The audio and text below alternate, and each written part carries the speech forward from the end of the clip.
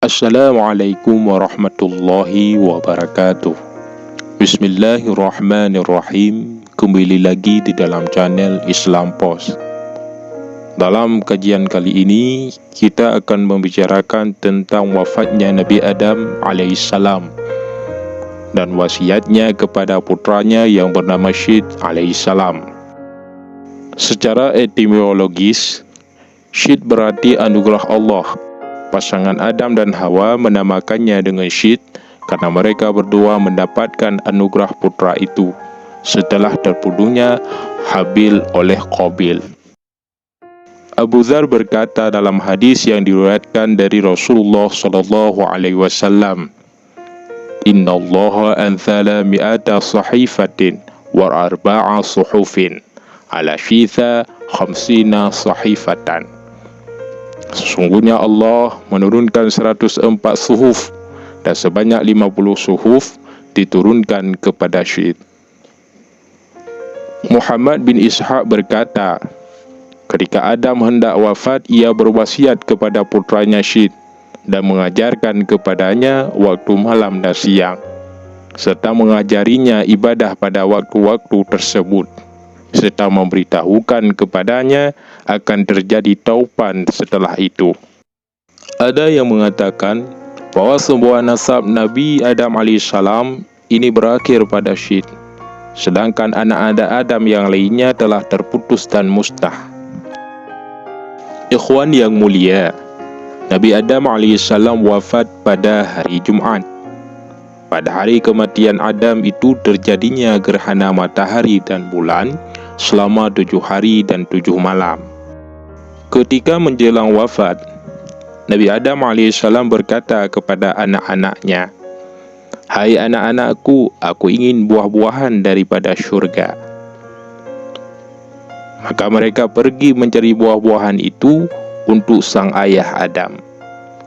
Kemudian mereka ditemui para malaikat yang membawa balsam dan kain kafan. Malaikat bertanya kepada anak-anak Nabi Adam, "Apa yang ingin kalian cari?"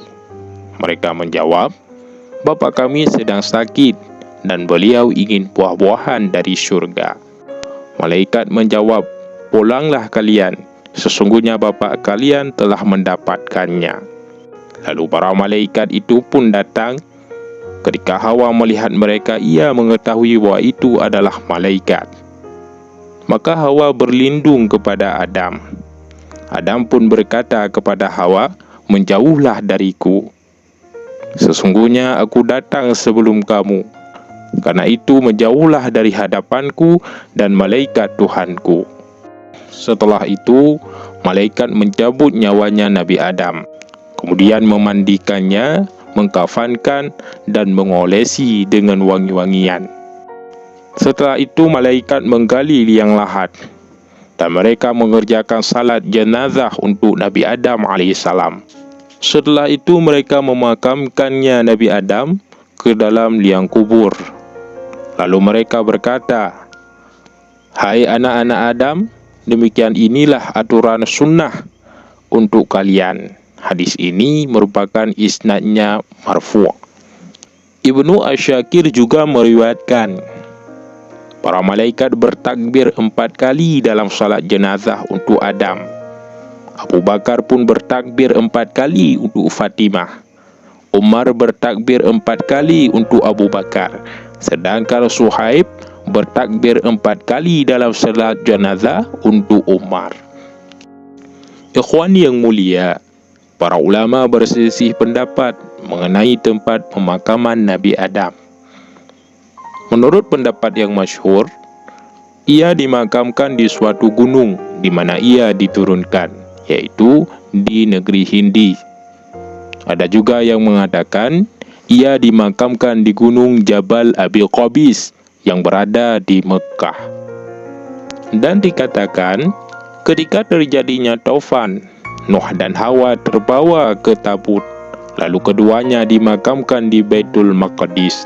Demikian sebagaimana yang diceritakan oleh Ibnu Jarir. Ibnu Asyakir juga meriwayatkan kepala Adam berada di Masjid Ibrahim sedangkan kedua kakinya berada di bebatuan di Baitul Maqdis. Sedangkan Hawa wafat setahun setelah wafatnya Adam. Perbedaan pendapat itu juga terjadi terkait dengan umur Nabi Adam alaihissalam. Dalam satu hadis disebutkan, sesungguhnya umur Adam telah tertulis di Lauhul Mahfuz, yaitu berumur 1000 tahun. Hal ini bertentangan dengan seperti yang dikisahkan dalam kitab Taurat.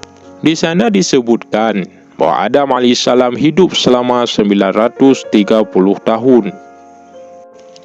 Ikhwan yang mulia, ucapan mereka mungkin dapat dipadukan dengan apa yang terdapat di dalam sebuah hadis. Apa yang terdapat di dalam Taurat, jika benar-benar terjaga Taurat tersebut, maka jumlah 930 tahun itu adalah menurut hitungan tahun Syamsiah.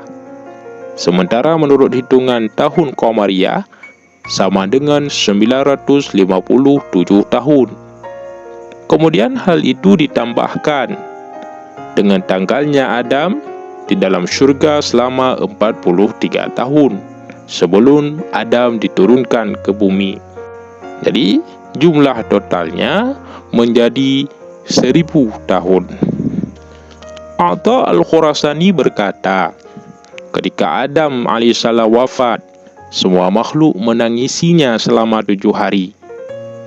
Setelah Adam meninggal, yang mengemban tugas selanjutnya adalah putranya bernama Syed. Dia adalah seorang nabi. Atas dasarnya sebuah hadis yang diriwayatkan oleh Ibnu Hibban dari Abu Dzar, yang hadisnya, sesungguhnya Allah menurunkan kepada Syed 50 suhuf. Ketika saat kematian Syed tiba, ia berwasiat kepada putranya yang bernama Anwashi. Selanjutnya, dialah yang menjalankan tugas ayahnya. Setelah Anwashi meninggal, dilanjutkan oleh putranya yang bernama dengan Qanin. Setelah Qanin meninggal, dilanjutkan oleh putranya yang bernama Mahlayil. Mahlayil ini merupakan seorang raja.